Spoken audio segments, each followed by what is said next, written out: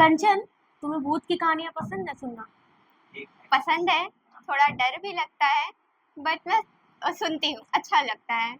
डर हम सबको लगता है, लेकिन जो भूत की कहानियां हैं उसे सुनना हम सबको बहुत पसंद है। भले डर लगे, डर के मारे हालत ही क्यों ना खराब हो जाए, लेकिन सुनते सब हैं, है ना?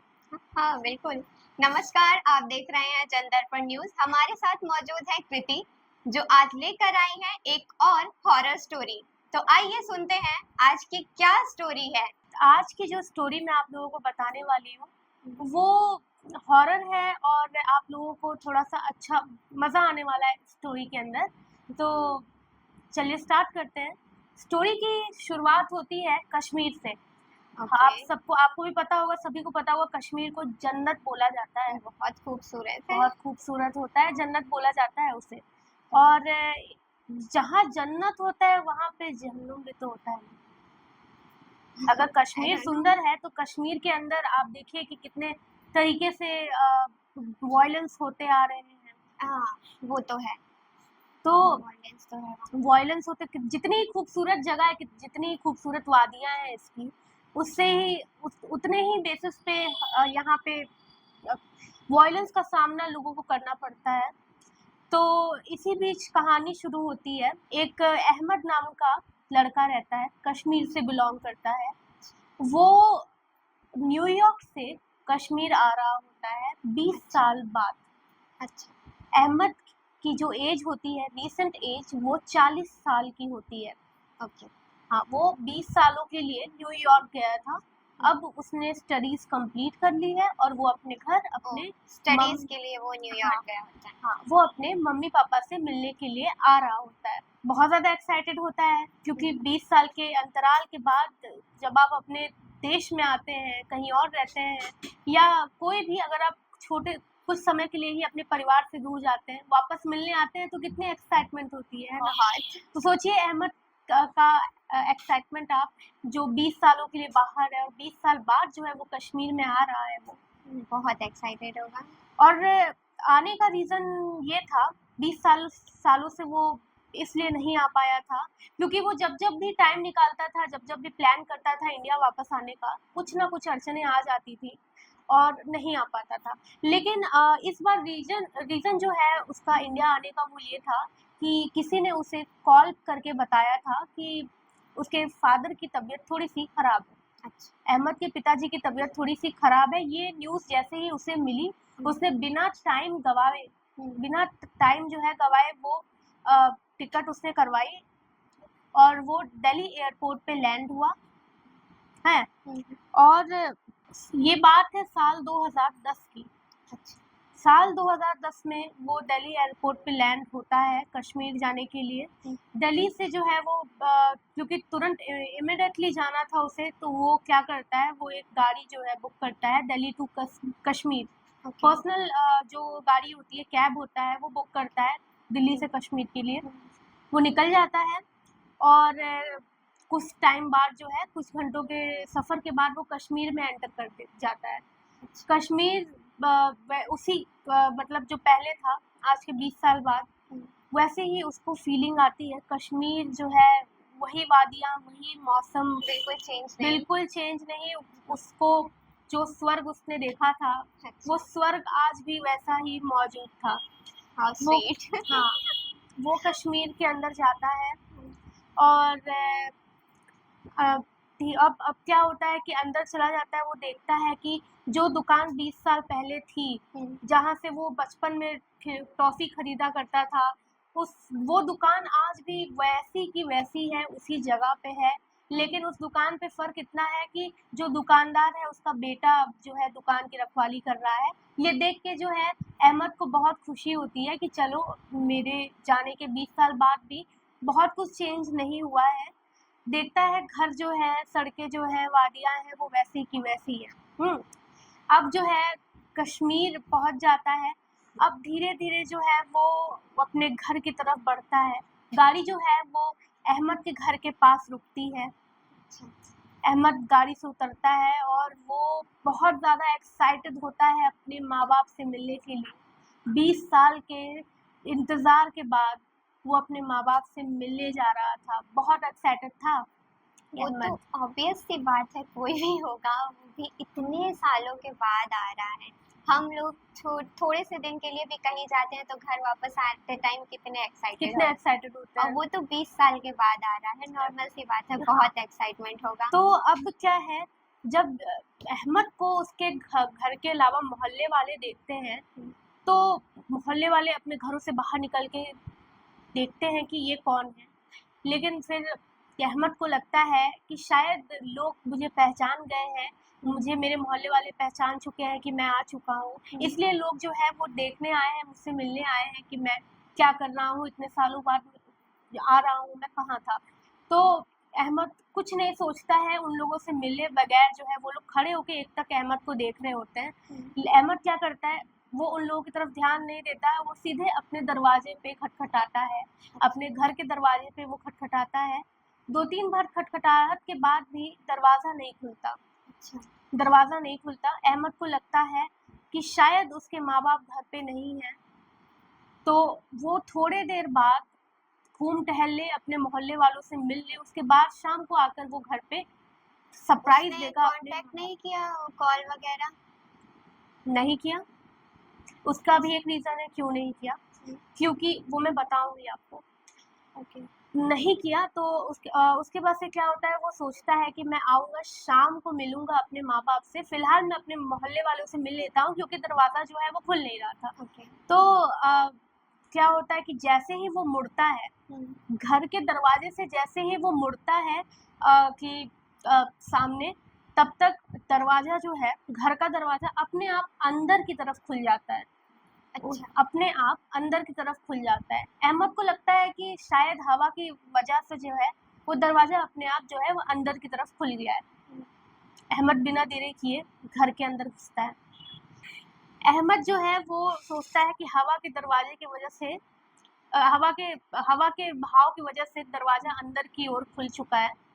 तो वो अंदर घुसता है, अंदर जब जैसे दाखिल होता है अपने घर के अंदर वो, तो वो देखता है कि घर में उसके कोई नहीं है, ना उसकी माँ, ना उसकी बाप।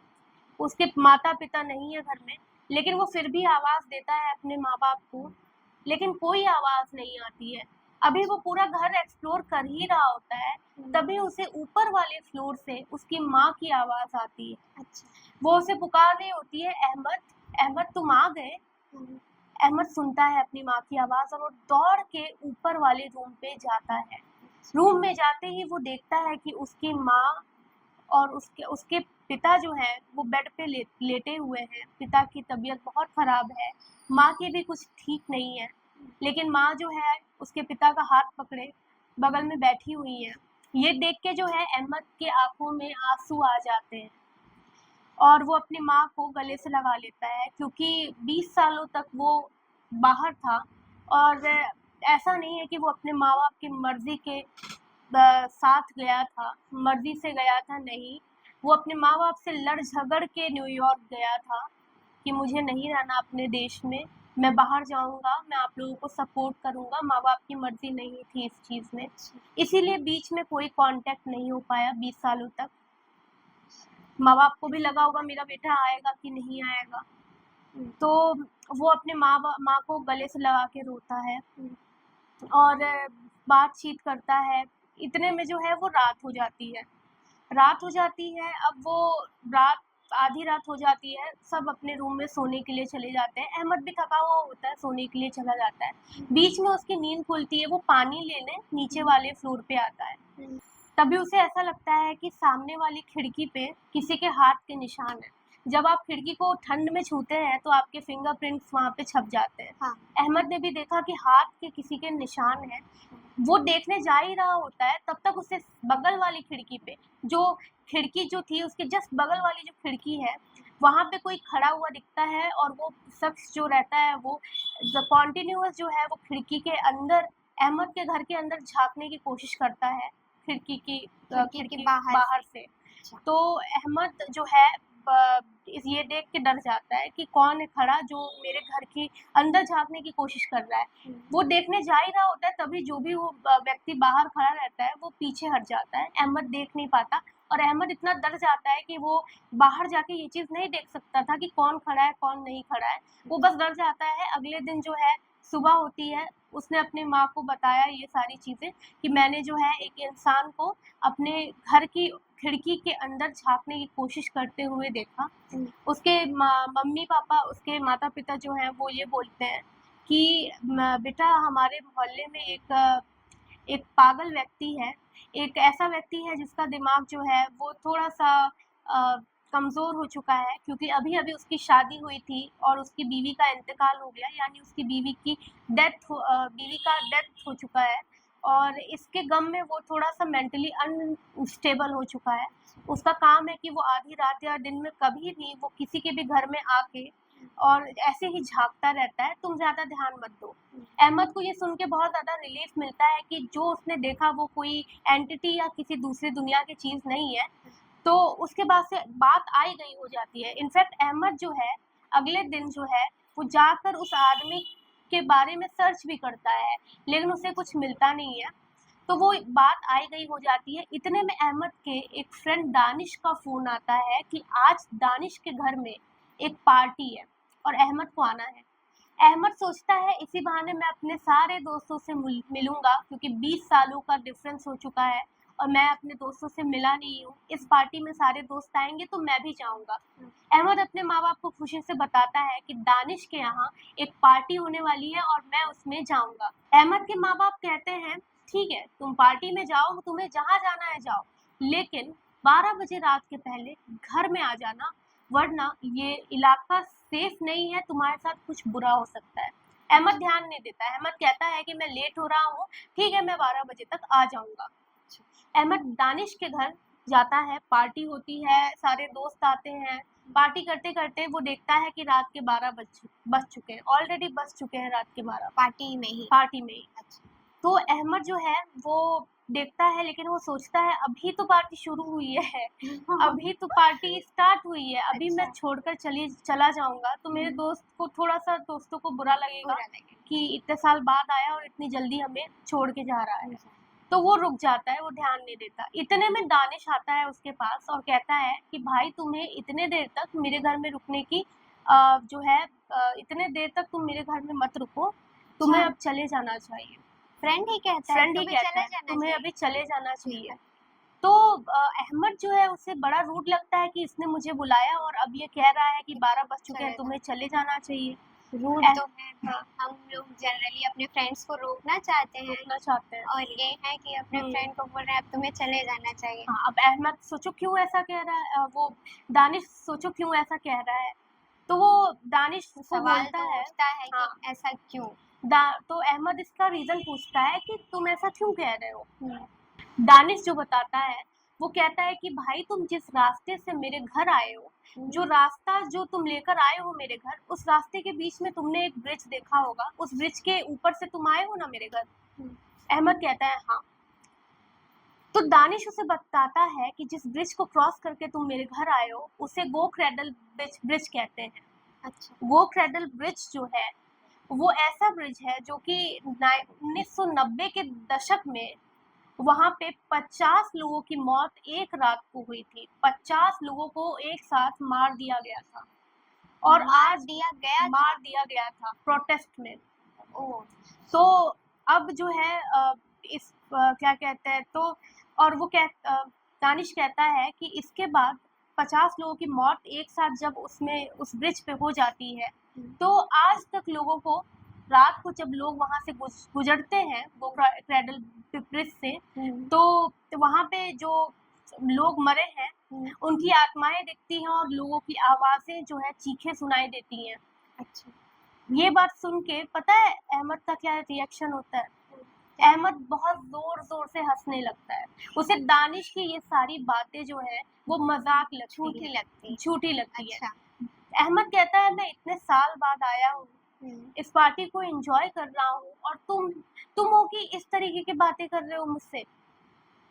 दानिश जो है कहता है कि देखो ये सारी चीज़ें मनगढ़ंत हैं और जब होगा मेरे साथ ऐसा कुछ तो मैं तुम्हें ज़रूर बताऊँगा, फ़िलहाल मुझे पार्टी एंजॉय करनी है, ठीक है? दानिश चुप हो जाता है, दानिश कुछ नहीं बोलता और ऐसे करते-करते रात के 3 बजे पार्टी ख़त्म होती है। रात के 3 बजे सारे लोग दानिश के घर से जा चुके होते हैं, अच्छा। एक्सेप्ट अहमद। अहमद जो है अब दानिश के घर से अपनी गाड़ी लेके निकलता है। वो लास्ट इंसान होता है जो पार्टी के बाद दानिश के घर से निकलता है। अच्छा। अहमद अपने कार में बैठता है, उसके साथ और कोई नहीं रहता क्योंकि सब लोग जा चुके होते हैं। अहमद अब रास्ते में रहता है और उसके रास्ते में वही ब्रिज पड़ता है जिससे वो पार करके आने वाला होता है। ब्रिज के ऊपर चढ़ता है वो क्रैडल ब्रिज के ऊपर। अहमद जो है वो गाड़ी लेके निकलता है, ब्रिज की ओर बढ़ता है। ब्रिज पे जाता है और उसे 5-6 साल की छोटी बच्ची रोते हुए नजर आती है। अहमद को तब दानिश की बात याद आती है, दानिश ने उससे पार्टी में क्या कहा था। तो अहमद को लगता है कि शायद जो दानिश ने कहा था वो शायद सच है। हाँ। लेकिन क्या है कि अहमद जो है अपने उसूलों का पक्का होता है। अहमद को अगर एक बच्ची दिखी तो अहमद ने सोचा कि अगर ये बच्ची है हेल्प करनी वो चाहिए। उसकी हेल्प करनी चाहिए। एक छोटी बच्ची अगर आप रास्ते पे खो गई है तो आप डेफिनेटली उसकी हेल्प करेंगे, नो मैटर व्हाट। अब गाड़ी जो है थोड़ी सी आगे बढ़ती है और अहमद गाड़ी को रोक देता है उस बच्ची के पास। अहमद जैसे ही गाड़ी रोकता है, गाड़ी थोड़ी सी उस बच्ची को देखने के बाद, बच्ची यहाँ है, गाड़ी जो है वो यहाँ पे है, गाड़ी रुक जाती है, बच्ची पीछे रहती है। अच्छा। गाड़ी रुक जाती है, इतने देर में अहमद को लगता है कि गाड़ी के पास में वो बच्ची आ रही है, धीरे धीरे आ रही है। क्योंकि ठंड का मौसम होता है, खिड़की से कुछ नहीं, ना आगे वाली ना बैक व्यू से कुछ भी दिखाई देता है कि कौन आ रहा है। हाँ। लेकिन आ रहा होता है कोई, कदम की आवाज आती है। अच्छा। तो उसके बाद से क्या होता है, वो खिड़की की ओर देखता है, अपने साइड विंडो की तरफ देखता है। वहाँ पे एक फॉगी सी एक कोई छोटी बच्ची खड़ी रहती है। खिड़की नीचे करता है अहमद तो देखता है एक 5-6 साल की छोटी बच्ची रोते हुए खड़ी है वहाँ पे। अहमद पूछता है तुम क्यों रो रही हो, इतने रात को तुम अकेले यहाँ क्या कर रही हो। वो कहती है कि मेरे मम्मी पापा खो गए हैं अंकल, मैं बहुत देर से अपने माँ बाप को ढूंढ रही हूँ, वो नहीं मिल रहे हैं। अहमद नहीं मानता है, अहमद गाड़ी से उतर जाता है, उस बच्ची के पास जाता है और कहता है कि मैं ढूंढने में मदद करूंगा, बताओ किस तरफ गए हैं तुम्हारे माँ बाप। वो बच्ची जो है अहमद का हाथ पकड़ के लेके जाती है वो क्रैडल ब्रिज के बगल के एक तालाब की ओर। अच्छा। वो कहती है वो देखिए मेरे माँ बाप जो है वो दिखते तो नहीं है मुझे, लेकिन उनकी आवाज आती है मुझे। अच्छा। वो मेरे ऐसा लगता है वो मुझे बुला रहे हैं, लेकिन वो कहाँ है मुझे नहीं दिखते। अच्छा। लेकिन वो लेके जाती है एक तालाब के पास। वो कहती है वो देखिए तालाब के अंदर। जब अहमद तालाब के अंदर देखता है तो उसे 2 लोगों की लाश तालाब के ऊपरी स्तर पे तैरते हुए दिखती है। अच्छा। 2 लोगों की, औरत और मर्द की लाश जो है वो तैरते हुए दिखती है। वो लड़की कहती है वो देखिए वो रहे मेरे मम्मी पापा। तो अहमद को लगता है, अहमद कुछ नहीं सोचता, अहमद एक टाइम के लिए भूल जाता है कि रात का टाइम है या कुछ भी, वो सारी किस्से कहानियां भूल जाता है। उसे बस एक लड़की के आंसू दिखाई दे रहे होते हैं। अब वो अहमद जो है तालाब के अंदर कूदने ही वाला होता है, तभी वो लड़की पीछे से हाथ पकड़ती है और कहती है मेरे माँ बाप को तो तुम बचा लोगे, लेकिन तुम बाकियों को कैसे बचाओगे।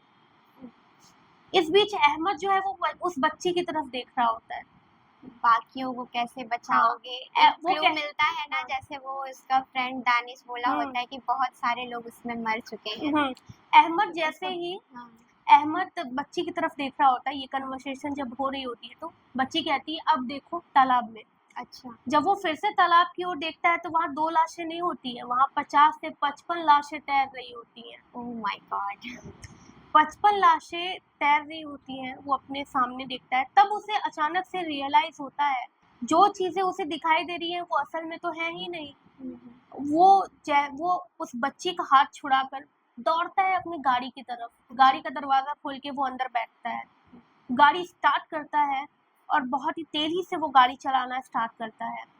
गाड़ी चलाते हुए उसे ऐसा महसूस होता है कि गाड़ी जब वो देखता है, गाड़ी चलाते हुए जब वो सामने देखता है, गाड़ी की हेडलाइट्स जब ऑन होती हैं, रोड जो है वो पूरा खून से लथपथ। जब आप किसी लाश को रोड के बीच से ऐसे घसीटते हुए लेके जाते हैं, रोड पे एक खून का निशान बन जाता है। उस तरीके से खून का निशान बन गया है पूरा का पूरा पूरे रोड पे। और वो गाड़ी को बहुत तेजी से घुमाता है, वो कुछ नहीं देखता, वो देखता है कि खून है जो भी है, लेकिन उसे बस निकलना होता है। कैसे भी करके वो उस क्रेडल जो ब्रिज है वहां से निकलता है, वो और वो क्रेडल बच्ची ब्रिज से उसको छोड़ देता है। उस बच्ची का हाथ छुड़ा के वो भाग जाता है। उसे नहीं पता वो बच्ची उसके बाद क्या हुआ होगा। गाड़ी में बैठता है, वो पलट के देखता भी नहीं है, वो तुरंत गाड़ी को लेके जाने लगता है। रोड पूरे खून से लथपथ है, वो तब भी ध्यान नहीं देता, बस वो तुरंत निकल जाता है उस जगह से, तो वो निकल जाता है। अब वो धीरे से अपने मतलब अब वो तेजी से जो है वो अपने घर की ओर गाड़ी पार्क करता है, जल्दी से अपनी डोर को नॉक करता है बहुत तेजी से। 1 बार खटखटाया, 2 बार खटखटाया, 3 बार खटखटाया, 4 बार खटखटाने के बाद भी दरवाजा नहीं खुलता। कश्मीर है, रात का टाइम है, ठंड का मौसम है और दरवाजा नहीं खुल रहा है घर का। इतने में क्या है कि वही आदमी जो कि उसे 2 दिन पहले अपने घर के विंडो पे झाँकते हुए नज़र आया था, वही आदमी जो कि उसके घर की अंदर जो है वो झाँकने की कोशिश कर रहा था, वो उसकी तरफ आते हुए दिखता है। अहमद की तरफ वही आदमी आए जा रहा था। अहमद को बहुत गुस्सा आता है। अहमद कहता है कि फाइनली मैंने इस लड़के को पकड़ लिया जो कि मेरे घर के अंदर देखने की कोशिश कर रहा था, अब मैं इसे बताऊंगा। अहमद उसका कॉलर पकड़ता है और कहता है कि तुम जो है मेरे घर के अंदर देखने की कोशिश कर रहे थे, तुम्हारी हिम्मत कैसे हुई दोबारा यहाँ पे आने की? तुम जो है मेरे माँ-बाप ने तुम्हारे बारे में बताया है, तुम इस तरीके से अगर तुम मानसिक रूप से नहीं अगर ठीक रहते, अगर तुम मेंटली स्ट्रॉन्ग रहते हैं, तुम्हें कोई प्रॉब्लम नहीं होती, तो आज मैं तुम्हें छोड़ता नहीं। इस तरीके से तुम आधी रात को किसी के घर में झाँकोगे। ये सुनते ही जो आदमी सामने रहता है, वो उससे एक ही सवाल पूछता है अहमद से, कैसे माँ-बाप? किसके माँ-बाप? कैसे माँ बाप? कौन से माँ-बाप? ये सुन के अहमद जो है उसका कॉलर छोड़ता है और वहीं 1 मिनट के लिए वो अप्रॉक्स 1 मिनट के लिए वहीं जम सा जाता है। वो कहता है मेरे माँ-बाप और किसके? तो वो आदमी कहता है आपको पता है मैं यहाँ क्यों आता हूँ 2 दिन से? मैं क्यों आ रहा हूँ आपको पता भी है? तो वो पूछता है नहीं। तो अहमद को वो लेके जाता है, एक जगह बैठाता है और कहता है सुनिए, आज के 20 साल बाद जब आज के 20 साल पहले जब आप अपने माँ-बाप से लड़ झगड़ के कश्मीर से न्यूयॉर्क गए थे, उसके ठीक बाद आपके माँ-बाप जो है एक प्रोटेस्ट में शामिल हो गए थे कश्मीर के, और वो प्रोटेस्ट जो है वो गो क्रेडल ब्रिज के ऊपर हुआ था। उस ब्रिज के ऊपर 50 लोगों की मौत हो गई और उसी के दौरान जो है आपके माँ-बाप भी उसमें मारे जा चुके हैं। बेशक आपने जो 2 दिन से देखा था वो आपके माँ-बाप ही होंगे। हम मोहल्ले वाले इसलिए एकत्रित हुए थे क्योंकि आप अपने माँ-बाप को आवाज़ दे रहे थे, जबकि आपके घर में तो 20 साल से कोई है ही नहीं। तो और आपको जो है आपके घर में देखा गया था कि आप किसी से अपने आप में बातें किए जा रहे थे। आपके घर में तो कोई था ही नहीं। आप जो है आपके घर में लाइट तक नहीं थी और आप अपने घर में रह रहे थे। तो मोहल्ले वाले लाइट तक नहीं थी। लाइट तक नहीं थी, और कुछ उनको भी दिख कैसे रहा उनको था? दिख कैसे रहा था? वही तो। तो मोहल्ले वालों को ये काफ़ी स्ट्रेंज लगा। मोहल्ले वालों ने आपकी भलाई के लिए मुझे भेजा कि आप जो है अहमद का ध्यान रखिएगा कि कहीं उसे कुछ हो ना जाए, क्योंकि इस तरीके की हरकत कर रहा है जब रूम में कोई है नहीं, घर में कोई है नहीं, तो वो किससे अपने आप में बात किए जा रहा है। तो मोहल्ले वाले बहुत ज़्यादा आपके लिए चिंता में हैं, इसीलिए मैं रोज़ आता था देखने के लिए कि आप सही सलामत हैं कि नहीं। और जब मैं आपके घर की ओर देखता था, अंदर झाँकता था, तो आप किसी से बात करते हुए दिखते थे और आपके सामने कोई नहीं बैठा रहता था। अहमद को ये सुनते ही शॉक लग गया। वो किसी को भी शौक लग शॉक लग जाएगा। गया। भाई इतने सालों बाद बंदा आया और इतना बड़ा एक झटका सा लगा। बहुत ही तो अजीब अहमद लगा को ये। हाँ, ये अहमद को बहुत शॉक लगा ये सुन के। और ये जो है ये जो क्या कहते हैं, उसके बाद से अहमद को रियलाइज़ हुआ कि 2 दिन से जिस माँ-बाप के साथ वो बात कर रहा था, जिसने उन्हें कहा था कि 12 बजे के पहले घर पे आ जाना, वो इस दुनिया में है ही नहीं। वो लाख कोशिश कर रहा था कि जो इंसान उसके सामने खड़ा है उसकी बातें वो झुठला सके, लेकिन ऐसा हुआ नहीं। अहमद को मानना पड़ा कि जिससे वो बात कर रहा था, वो एक्चुअली में एग्ज़िस्ट ही नहीं करते। और यहीं पे ये स्टोरी ख़त्म हो जाती है। तो आई होप कि आपको कंचन और बाकी लोगों को भी ये स्टोरी अच्छी लगी होगी। स्टोरी तो बहुत अच्छी थी और काफ़ी अजीब भी थी। शुरू से लास्ट तक सस्पेंस ही सस्पेंस था। आपको ये स्टोरी कैसी लगी हमें कमेंट करके ज़रूर बताएं, और अगर आपको ऐसी स्टोरी आपके पास है तो हमारे साथ शेयर कर सकते हैं। बिल्कुल। और अगर आपको भी ऐसी स्टोरी पसंद है तो देखते रहिए जनदर्पण न्यूज़। धन्यवाद। धन्यवाद।